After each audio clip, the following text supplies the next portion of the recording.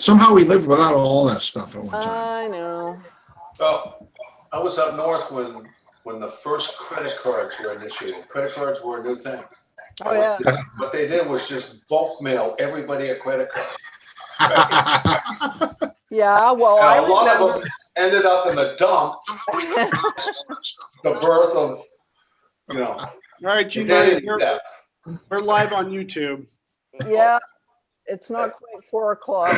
Well, there will be some added noise then. I always struggle with how quickly it's going to be, so we'll be early this time. All right. Is my staff and everyone here? Because Everyone's here. We also have a pretty healthy group of attendees as well. Okay. Welcome to the Scarborough Ordinance meeting of September 17th, 2020. Today we're going to be talking strictly 5G. Tracy, do you mind taking attendance? Councilor Johnson, Here. Councilor Hamel, Here. Councilor Katarina. Here. We have minutes, Tracy, right, to approve? Yep. Yes. I hear a motion to approve the meetings from our minutes from the last meeting. So moved. Do I hear a second? Mr. Johnson, you're on mute. Second. Take a vote on that, please. Councilor Johnson, Yes. Councilor Hamel, Yes. Councilor Katarina. Yes. Okay, I do want to remind folks of a couple things. Remember that this is a working session of the Ordinance Committee. And under ordinary circumstances and the usual past, technically there's no obligation for us to do public hearing, but as the chair, I always feel that we should take public input as much as we can. I do limit it to 3 minutes per speaker, and I try to keep it within a 15-minute time window.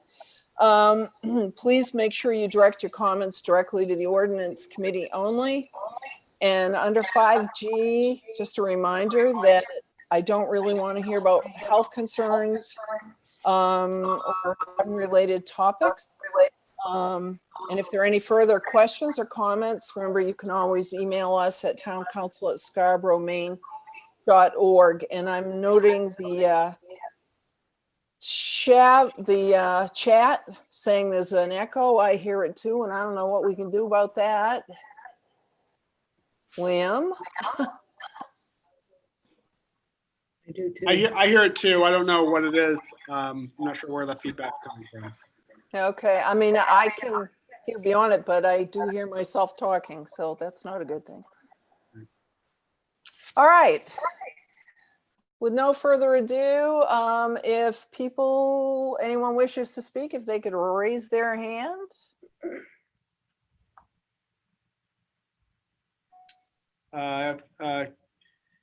Let's see. We have 3 people. Yeah, So, I'm looking at it now.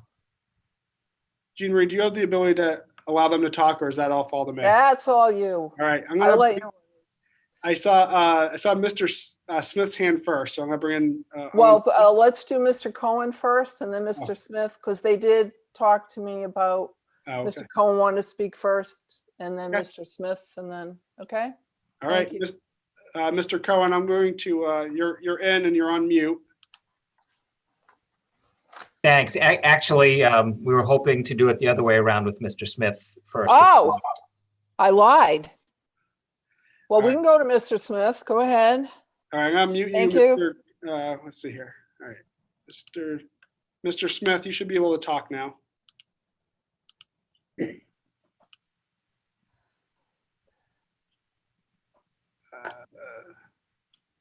Mr. Smith, you may be, let's see here. Yeah, you're not coming through. Can you hear me? Oh, we can hear you now. Here we Yep. go. Thanks. Go ahead, Owen.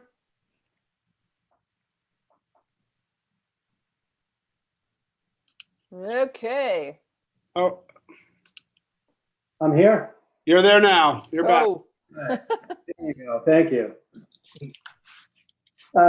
So thank you for giving me the time and allowing me to go first. And certainly Chair Katerina, Councilor Hamel, Councilor Johnson, I thank you for the opportunity to speak today. I did speak at the last meeting as well. My name is Owen Smith, and I'm the state president for AT&T here in Maine.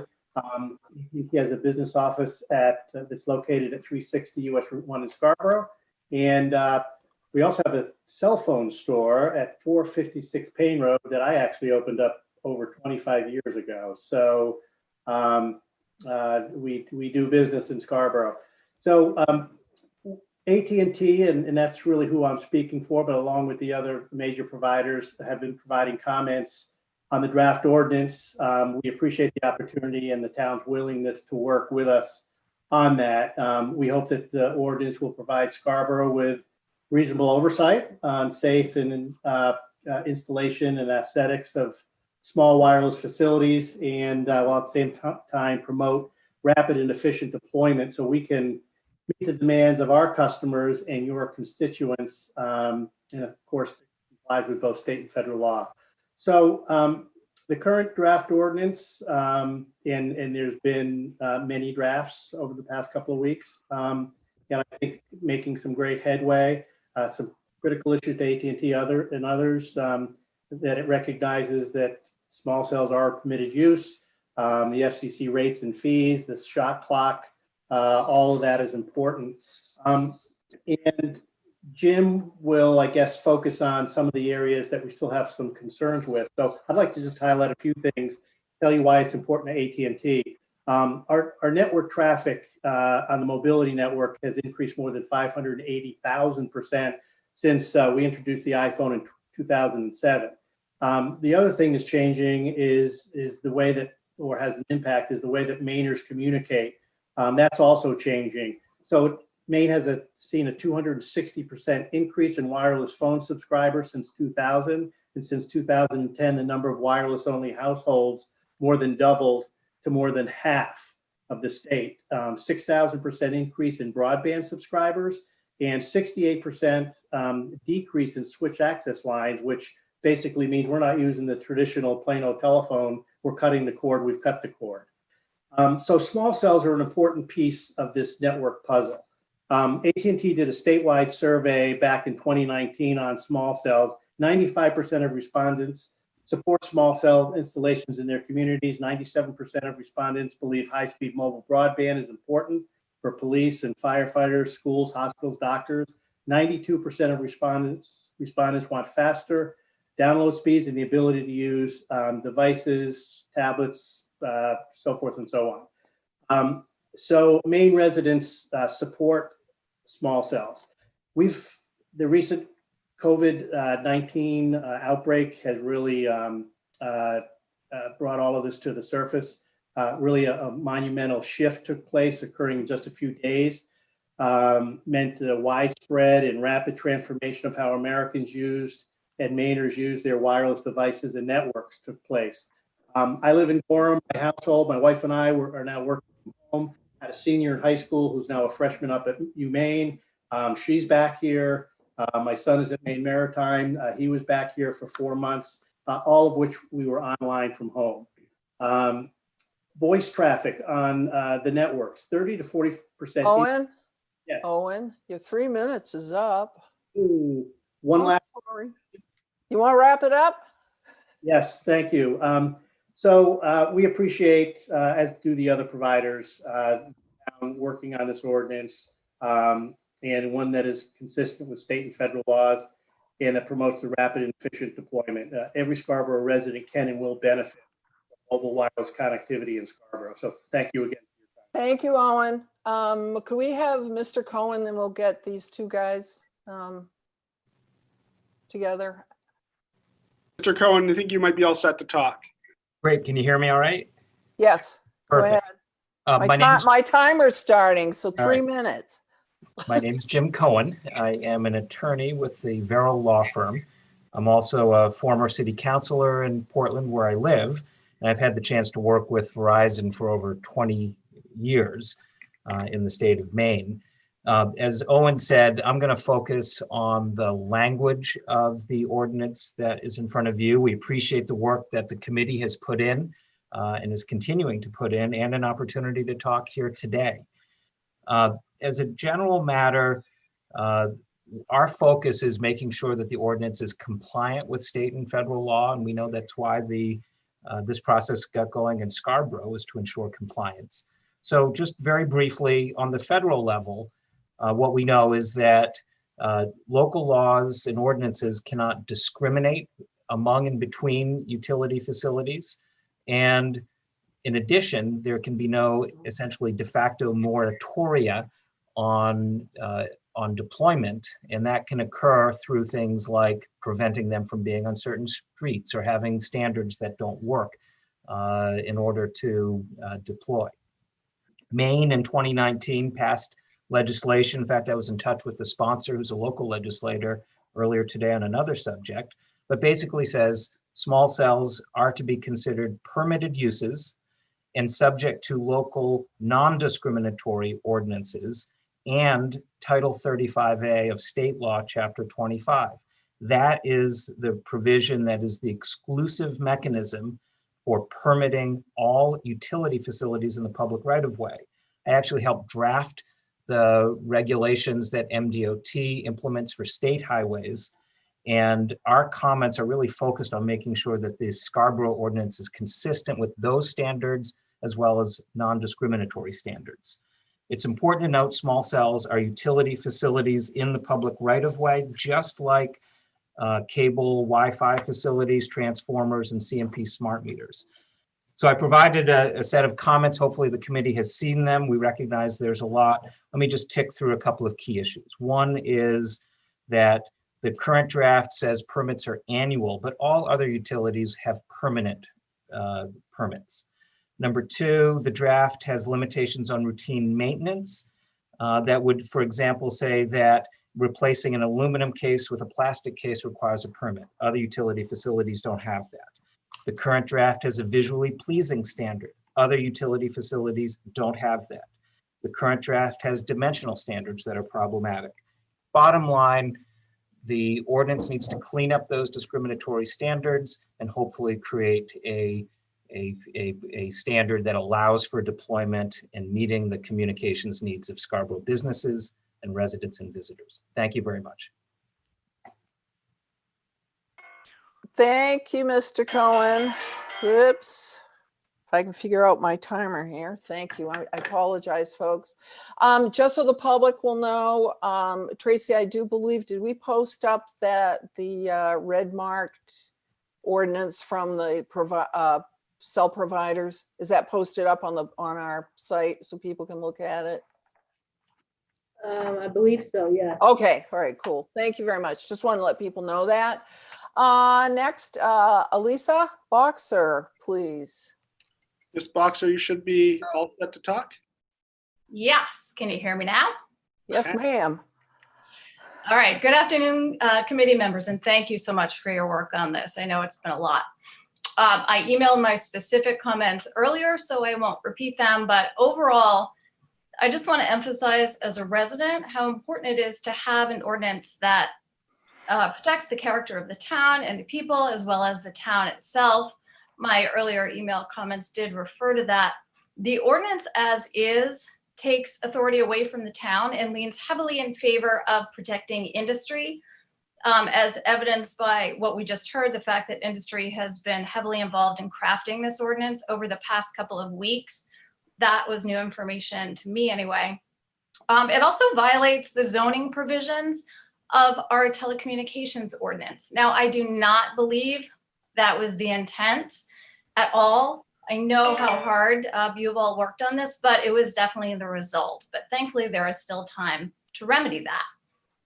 So both as a resident and a journalist, I've been following this issue as it unfolds around the country, watching more and more communities putting temporary holds on 5G, including our neighbors in New Hampshire, Connecticut, and Massachusetts. And I know that's obviously not going to happen here in Scarborough. I understand that. I try to be reasonable about those things. So it seems like a reasonable compromise would be setbacks from homes, especially given the town's telecom ordinance developed with a lot of public input regarding wireless facilities in those residential zones. Now, state law does allow you to regulate 5G based on current zoning ordinances, and ours regulates wireless facilities in residential zones, including in the right of way. This draft ordinance is in direct conflict with the zoning ordinance we already have on the books. So here again, reasonable setbacks could solve this. And while I completely appreciate the work that you've put into this, the fact is there's never been an opportunity for this ordinance to be workshopped by the full council since the pandemic hit right after it got to the table. So as a resident, I would ask for you to at least consider that as a next step, a council workshop, because this issue is obviously continuing to unfold. It is very controversial, and frankly, it's too important to not be further workshopped, ideally by the full council. As you well know, industry has lobbyists all over the world, including here in Scarborough, putting pressure on municipalities to get this done now. And as much as I can empathize with your wanting to get this done now too, I hope that you can see through this and make sure we end up with an ordinance that protects the residents and the interests of the town. The ordinance as is takes authority away from the town unnecessarily. It also violates the town's own telecom ordinance, and it protects the interests of the companies that will profit from getting this done now rather than thoughtfully and thoroughly. So again, thank you very, very much for your work on this. Thank you, Lisa. Just a couple of things. Actually, we have not leaned heavily on the telecommunications. Mr. Chase has done all, if not most, of the drafting on this, and having a workshop may be a good idea. And I will just remind people that this is strictly the council, the ordinance committee, and we send things up to the council, and it's the council who makes the final decisions, and you know, they can do what they want with the ordinance when it gets up there. And last but not least, Ms. Gleistein, Councilor Gleistein. Yeah, hello, everyone. I do think we need more time to discuss this. I would actually even have loved to have heard a little more from Mr. Verrill and Mr. Mr. Cohen and Mr. Smith. So I do hope that we are able to have some folks in and have a more free-form conversation, more along the lines of what we did during the Finance Committee when we had other councilmen join and be able to say their council people join and be able to say what they needed to say and get questions asked. So I had a few quick points because this is a complex issue and there's a lot more to say. And so with only a few minutes, it's very difficult. But from the very outset of this whole process, I asked if our current ordinance applies. And Bernstein Sure was asked that question on my behalf. I actually asked several questions, which I'd love to ask Mr. Cohen as well, but they actually said that the current ordinance didn't apply, but their latest communication from September 16th, since I had actually asked the question again, and I had looked at what AT&T did in Old Orchard, where they went through the current ordinance to put some small cell wireless there, it does appear that our current ordinance does apply. And so that leads me to want to understand what about the installs in town that have already been done? And are we going to enforce our current ordinance? And they were an allowed zone. So, you know, I don't think maybe making changes to it is going to be a big deal, but I think it's something we really need to understand. And I think it shows the complexity of this.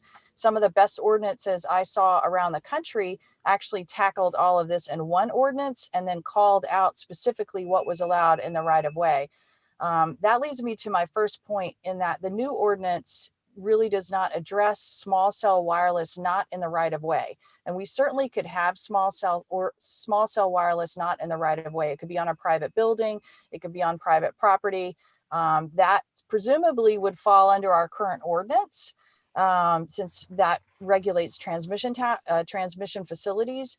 But if that's the case and we strike it out of 405 and we don't put it in this ordinance, which is what back in July with the red letter that I had sent, I had suggested that we try to tackle all 5G, both right of way and non-right of way in one ordinance. But that didn't make it into this most recent cut. So I think there's work to be done on that front. Another point that I wanted to bring up was a new definition put in, technically feasible, number 12 under definitions. And it says that by virtue of engineering or spectrum, et cetera, there's nothing in there that says who gets to determine what technically feasible means. When you get to section 6, part E, we actually ask for evidence that no existing facilities are located, et cetera. So we ask for evidence in section E, but in other parts, we don't ask for evidence. So I think we need to clear that up. Who's going to get to decide, what's technically feasible and what's not? And how is that going to be determined? What kind of evidence are we looking for? It may just be to say evidence, and if evidence is provided, that's good. But I think we have a little bit of a conflict in the ordinance as it's currently proposed today. And then one of the most important sections that I included. Betsy, you're now. I will wrap up. Yeah, you're I'll over. wrap up. Yep. Yep. If you could. Thank you. I'll wrap up. One of the most important section, which is not conducive, I think, to really making this good. I think the other two counselors should probably stand up for a fellow counselor, but we'll leave that like I did. We let people at finance. But with the wrap up, one of the most important sections I put in was section 6H. And that was a section that actually had preservation and impact, and made sure that we comply with ADA, we protect our historical sites, and we protect residents' aesthetics. I heard Mr. Cohen say that you can't do any of that. I would like to have that conversation with multiple attorneys, because there are court cases that say, of course, we do have the right to protect aesthetics. That's why the law was passed in the first place. I believe there's a DC circuit court that does that. So I really think we need to have some of these lawyers duke out some of these points in front of us, because this is all new. Counselor, and you these have are new laws. Counselor, you've gone 30 seconds over. So thank you 30 very much. seconds over? Okay. Yep. I'm a tough bird. I used to teach high school. I'll remember that when you come to one of my committees. That's okay. That's fine. Thank you very much for your input. Yeah, great job. Okay. What I would like to do now is there anyone else out there who would like to speak? Seeing none, let's move on to the committee. I'll just remind people that the reason I keep counselors to the same 3 minutes is because counselors, we're going to see it at council, and they have unlimited time to talk at that point. So I will say, I think some people made some good points here that we will discuss now with everyone else. I would also encourage anyone, and that includes Councilor Gleistein. And you mentioned you wanted to talk to Mr. Cohen. I'm sure he'd be happy to talk to you at any time. So if you need his contact information, I'm sure we can find it for you. Let's now hear from Mr. Chase. If you could go over what you've drafted for us on the committee. Sure, happy to do that. I have a couple of notes to just run through, and I know we already touched on some of this, but I think it's just helpful to just sort of speak to how we got to where we're at briefly. And so as I've noted in the past, but I know it's been a few months since we've talked about this, it's really about this time last year where the IT director in town actually brought to my attention the changes in state law around small cell wireless in the right of way. And after looking at what happened and recognizing that the state statute preempted municipal home rule with regards to what I'll call 5G facilities, or the small cell wireless facilities in the right of way,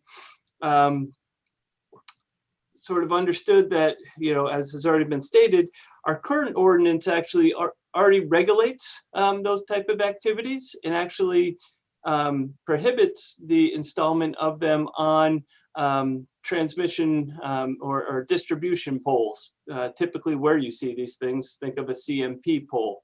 And so realize that our existing ordinance has been preempted by the new state law. We started the conversation with the Long Range Planning Committee and then quickly to the Ordinance Committee about really trying to rectify that. Recognizing again that back in, I think it was 2009, there was a very resource intensive effort by the town to look at telecommunications broadly across town. And that we weren't necessarily looking to replicate that level of work, but trying to sort of square the new state law and how it preempted our local regulations. And a discussion about, do we want to have any type of regulations within the right of way?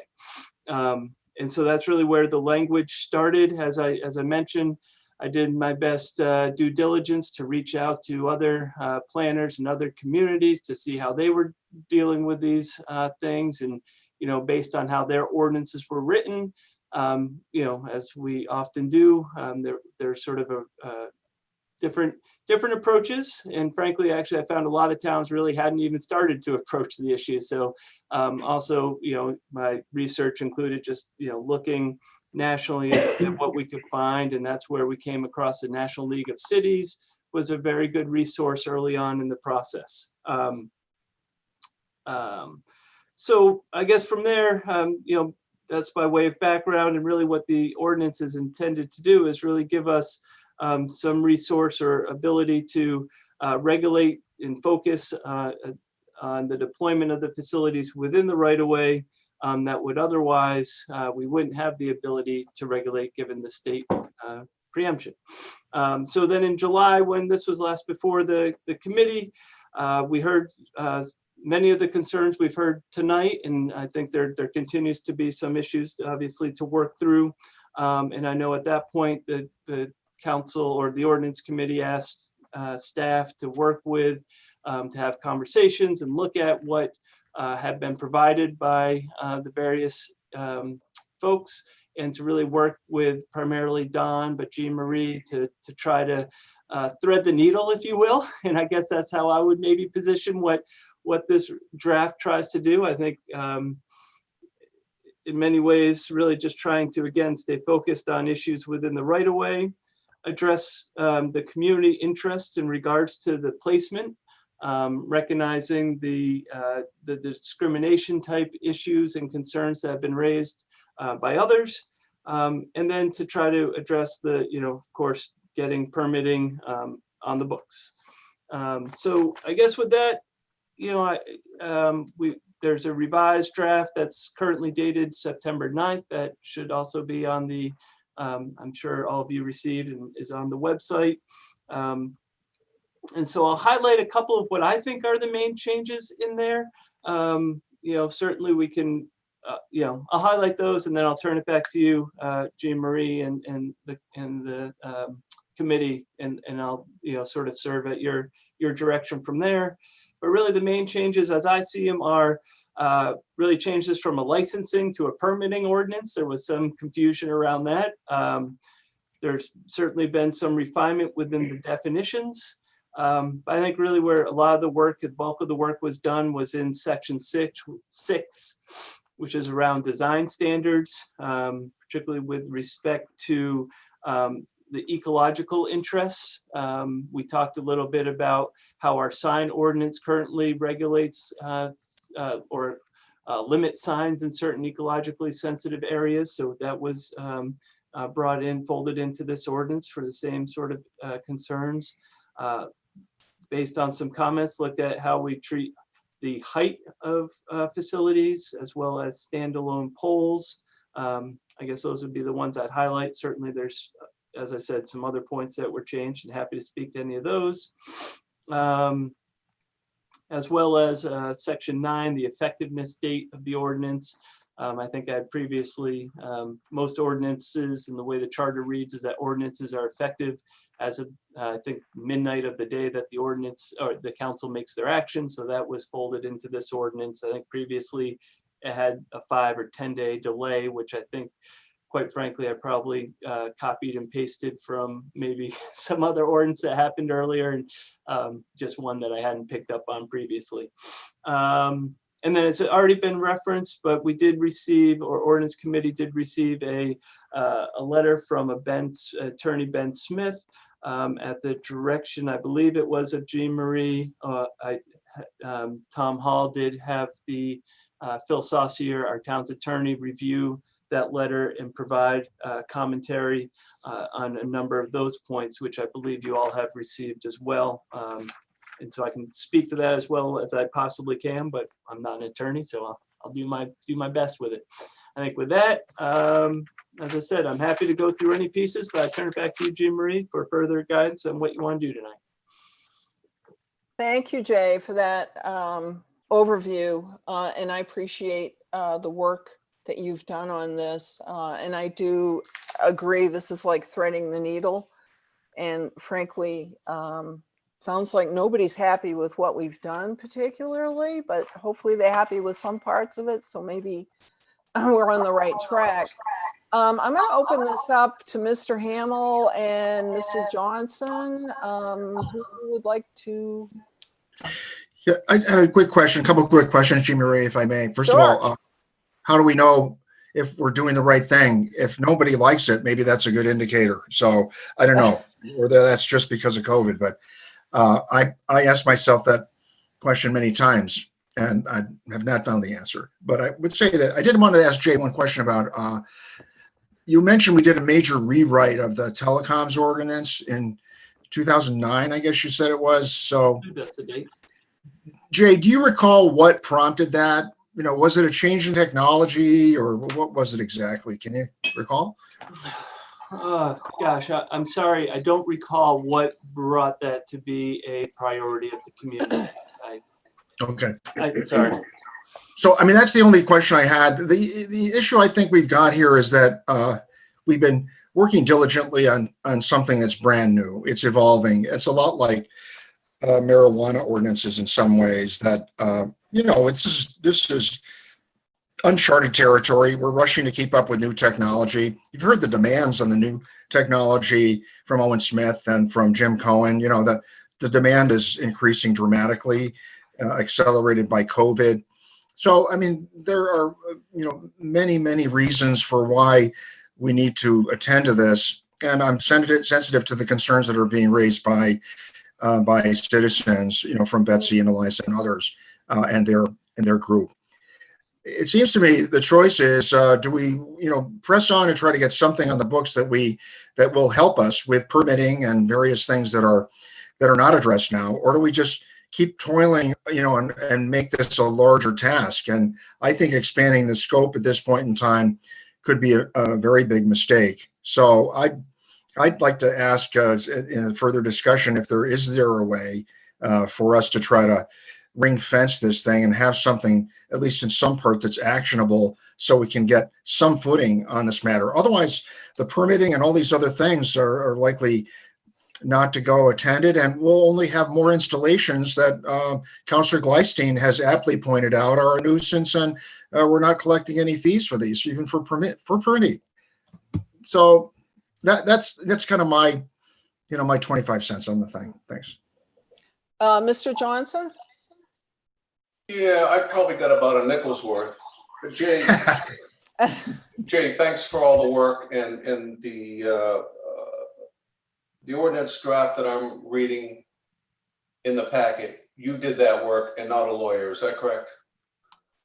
Correct. The date, the one that says revised date September 9th, that was, I worked on that. Then I met with Don and Jean Marie and went through sort of. That's what I thought. You know, it's just today's world, you say anything, I guess.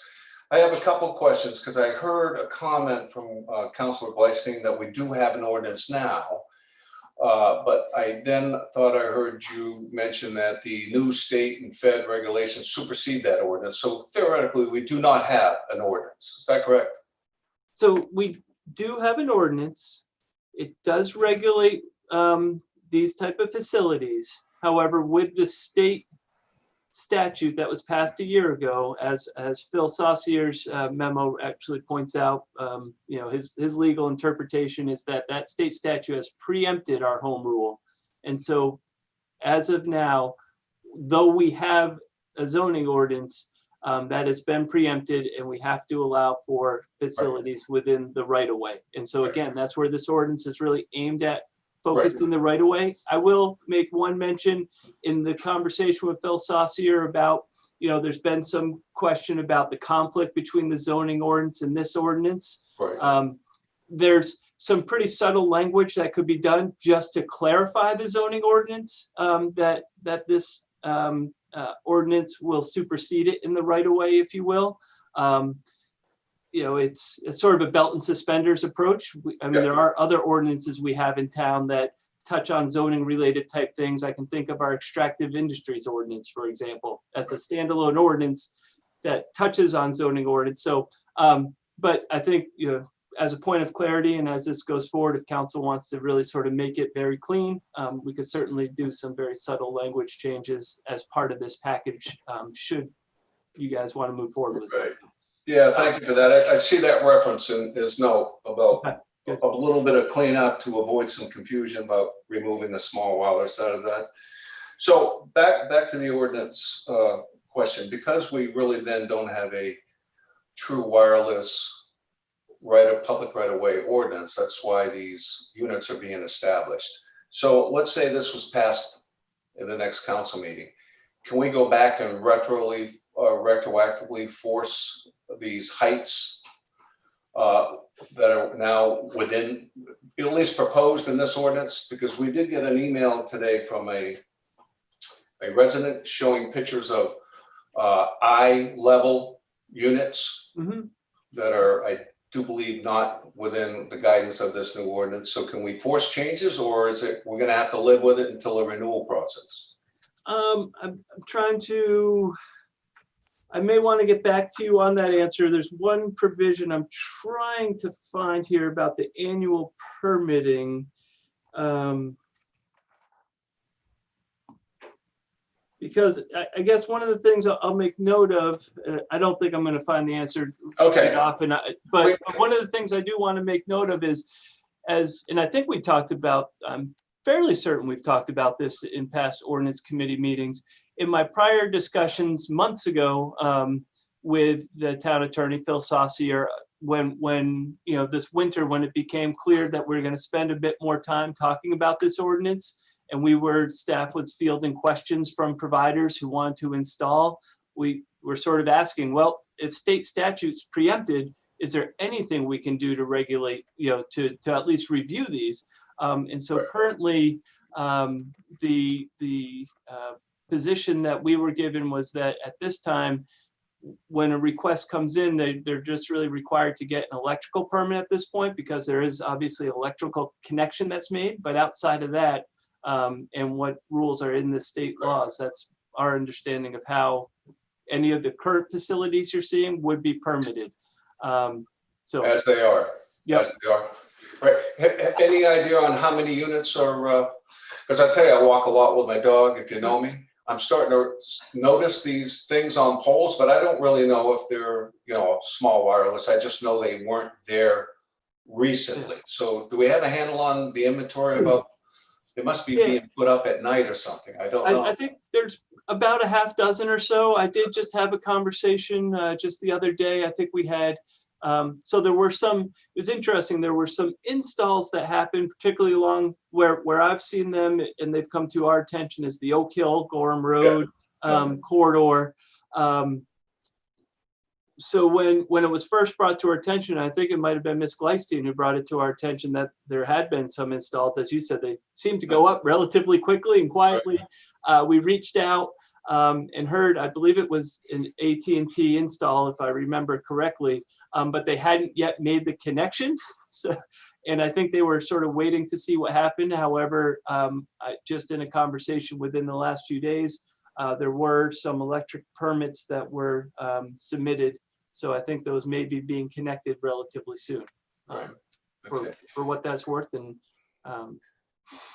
Okay. Mr. Johnson, I'm sorry to interrupt you. I just wanted to pick up on one thing, on one of the comments you made. When this goes up to council, remember, there's a process there again where we have public hearings, public input, 2 votes, there's a whole process there. So, because I think you made the statement of it's passed in the next meeting. So I didn't want anyone from the public to think, Correct. oh, it gets, it's going to be passed in the next meeting. Right. Thank you. Sorry about that. Yeah. If you don't mind, I'm going to continue. I heard mention of putting some measures, some guidance around these wireless features outside the public way. My understanding of this ordinance in front of us is for public way only. So if we were to address outside of public way, it would not fit within this ordinance. Is that correct? So let's see. Certainly the ordinance could be redrafted to have a bigger scope, but this ordinance as drafted, as I sort of mentioned, really had a limited scope trying to address those issues related to the new state law in the right of way. Recognizing, as has already been stated, we do have zoning ordinance that does regulate these elements outside of the right of way. Right. Okay. And I just one last, again, this is just from my understanding. A lot of lawyers saying a lot of things, but we have a town attorney, and I kind of trust him because I feel he has our best interest in mind. In item number 5 in his last review, which was on September 16th, on the setbacks and permitting, he mentions that the small wireless facility is permitted within the public ways, notwithstanding any zoning or land use ordinance to the contrary. Do I interpret that correctly as doesn't matter how we zone it, if there's a public right of way, we can't restrict it in its simplest terms? I'm sure we could go to court and battle it out, but am I understanding that correctly? Yeah, so if I could just restate it, and I believe you are, but I'm going to restate it if you don't mind. No, as I understand that language, we currently have zoning that cuts across the right of way, and what that provision is saying is, notwithstanding our current zoning, anything in the right of way has been preempted by the state statute. So okay. Barring the town having other rules that are consistent with that state statute, you would just follow the state statute rules in the right of way. Okay, and the ecological areas that we call out on here, that doesn't conflict with that statement? Because it does say zoning or land use. Yep, so I guess that, I think what I'm hearing from some on this at the meeting is that there is a concern that might be discriminatory. Okay. Because we don't treat other utilities within the right of way like that. However, we do treat other signs within the right of way in our zoning ordinance. We say signs can't go there. And I know in the discussion I had with Jean Marie and Don a few weeks ago, certainly we want to be sensitive to the discriminatory piece. That's, we want to be sure we're consistent, and there may be opportunity for the town as time goes along to look at how we treat all facilities, because within the right of way, to be sure, to sort of do that more comprehensive review. But again, at this point, the scope of staff's review and at this point has really just been on the 5G facilities in the right of way. Really not looking beyond at this point. Thank you. That's all I've got, Madam Chair. Dawn, did you have something you wanted to add? You had your hand sort of go up. Yep. Thanks, Jean Marie, if I may. Yeah. And I want to preempt what you have to say if you'd like to go first, but Councilor Johnson did prompt a couple of other things that came to mind. First of all, when we went through the preamble here, I think the providers did a good job of trying to highlight the things that they thought were important that are included in this draft. There are a number of things that from the other folks that similarly were proposed and accepted and included in the draft. We didn't really make any comment to that. So there's good things in there that we think represent some progress. But then I think both sides agree that there's more work to be done, not only in terms of substance, but also I think, as Ken highlighted, really tightening it up and bolting it down from a legal standpoint. So, it does seem to me there's a couple of levels of things that need to be attended to before this thing just shoots on to the next step or goes to the council. So I'm not proposing a solution just yet, but those are a couple of things that struck me as we have gone through our conversation this evening. Okay. I'm sitting here, and I think all the comments covered basically what I was going to say. Again, we did work in a number of issues brought to us by the public members who had concerns, as well as from the industry members. And I know the industry members, gave us a red line format, and I certainly understand, their discriminatory issues, so to speak. Bear with me, I'm flipping through something. So I don't have any strong opinions about sending this up to council yet or not. I would like to tease out of you, Dawn and Ken, what you think the next steps are. Do you think it needs to go back again to attorneys? What do you think needs to happen? I don't know, unless you guys want to go line by line by line through this thing, or what's your pleasure at this point? I really have no strong opinion myself. I know the public mentioned workshopping it too, but that means it's got to go, it's got to come out of here to go up to council. So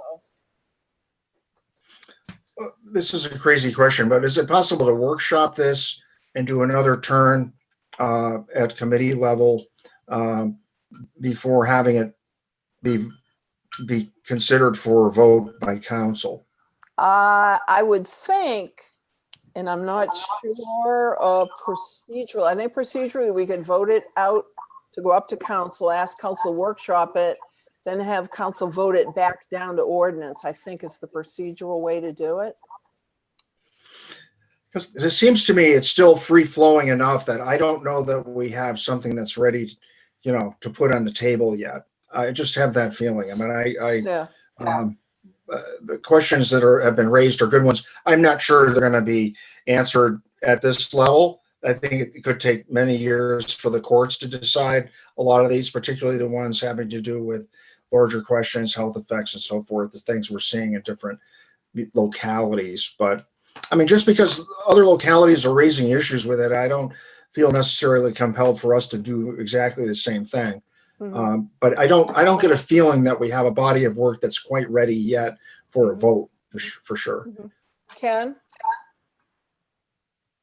No, I agree. I'm just not quite sure what the next steps are. I mean, Okay. I don't know what version we're in on this. Jay's worked it through the input, Yeah. through input of various stakeholders here. Mhm. Just not sure. Jay, what do you think? What could additionally be done to, based on the feedback that we're getting from the public, what additionally could be done? Good question. As I said, really at this point, I feel as though, in the work I did with Don and Jean Marie coming out of the last meeting in July, where we received comments from the industry as well as comments from the residents, that, as I've already said, really tried to thread the needle in sort of balance in between. I think at this point, the ordinance, my feeling is, of course, there's always a little bit of work that can be done and refined, but does sort of strike that balance. And so, I guess the question to this committee, or if it were to workshop by the whole council, is there a preference or a direction towards, do we feel as though the regulations that are and provisions that are in place, are leaning towards discriminatory and, sort of beyond what we might want to regulate. Or what we're also hearing, I feel, from the residents is that we should be taking a broader scope and having a broader conversation around what we are regulating with these facilities. So I really feel as though we're hearing sort of two divergent pathways, if you will. And so at this point, staff would look to the highly paid elected officials Gee, thanks. and give us some direction. Sorry to dance on a pinhead on you, but that's where I'm at. That's okay. That's okay. Dawn, go ahead. Yeah, this is precisely the nub here. Is there a point where we could just bifurcate this? We could say, is there enough that we can work on to get it through and on the books, and we come back around at a later date with the larger issues, many of which were ones that Eliza and Betsy raised? Is there enough for us to nail it down and get it in place so that it will help us to do things like permitting and to start collecting permitting fees and those sorts of things, and give guidance so that we're not just continuing in the dark here and letting them proliferate with nothing on the books, or nothing more on the books than what we have now. That's exactly my concern. I mean, if it were up to just me, which it's not, I would say, let's vote on this, pass it up to council, let it be workshopped, and let the council then direct. We can always give advice to the council, say, look, folks, we need input. Let's workshop this. And ask them to consider sending it back down to us, or the council doesn't need to send it back to us. It can be worked on at the council level. So, yeah, go ahead. Jimmy, I think that's a great idea. Could we at least, and Ken touched on this, could we at least have the attorneys, go through, this and give it whatever thumbs up as possible from a couple of different groups of attorneys, and then we go to workshop, and then we go to the council. Otherwise, I think if we let this thing go forward, even to workshop with no further work, I'm afraid that it's not going to be our best work. I think it stands a better chance if we buff it up a little bit. Yeah, if I could just touch on that, early on in the process, I did ask Phil Saucier to review one of the early drafts. He did that, had some comments. At this point, I haven't yet, because I wanted to really hear from the committee if we were going to if we're going to try to keep running what I'm, I guess, sort of down this pathway, or if we were going to take a different tack. That I wanted to really hear that, and so I'm certainly happy to have Phil Saucier take a look at this language, provide him. He's already been provided with sort of the attorney's thoughts, both from Ben Smith as well as from Mr. Cohen and the industry folks. So I think he'll have a good flavor of the concerns that are out there. And if we're continuing to sort of row in the direction that this draft is, that's, I think, what we'd ask him to look at and see where we can make our refinements. Of course, like I said, I certainly don't purport to be, to have all the answers, but see where we can make some final. That sounds like a plan. What's that? That sounds like a plan. I mean, I think the direction's been established, have the legal review it, bring it to the council, do a workshop, get direction from them if they want to kick it back, or push it forward for a vote. Yep. How do you feel about that, Dawn? I think that's a plan too, is to make a motion, and I'd ask when you make the motion to send this to the town lawyer with all of the information, because we have the red marking here from the industry folks, and we have Mr. Smith's legal opinions. And then ask him, then we can meet again in ordinance, give Phil, time to get back to us. And then the next step probably would be, have another discussion here and then move it up to the workshop level on the council. Yeah. And if you allowed, make a motion to that effect. I would recommend that we move as a committee to have the attorneys do a review, as Jean Marie has just described, to get this ready to go forward to the council, preferably to a workshop, and then direction and further decision from that point. The one thing I would suggest in addition to that is that we just try to draw a line on what is in the draft right now and not lose sight of the other issues that are raised by both parties in terms of further consideration for possible inclusion. So was that a motion? Is that a motion? Yeah, I'll tighten it up. Can I add some to it? Can I amend that? Can you Please do. state it and amend it, please? Or can I restate it in a more concise? Are we okay with that, Ken? Are you okay if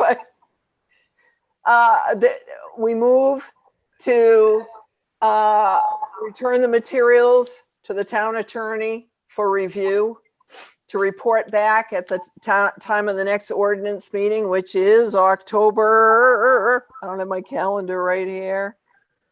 October 22nd, I believe. Anyone want to? That looks correct if it's the fourth Thursday. Yeah, it is.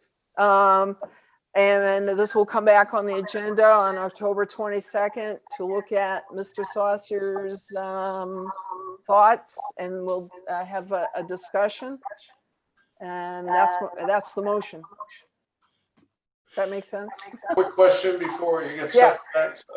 How does this dovetail into growth on the 22nd? I'm sorry. Don't we have a full thing on growth, or are you looking This at is, this? This is oh, on the just, 22nd, is that the growth?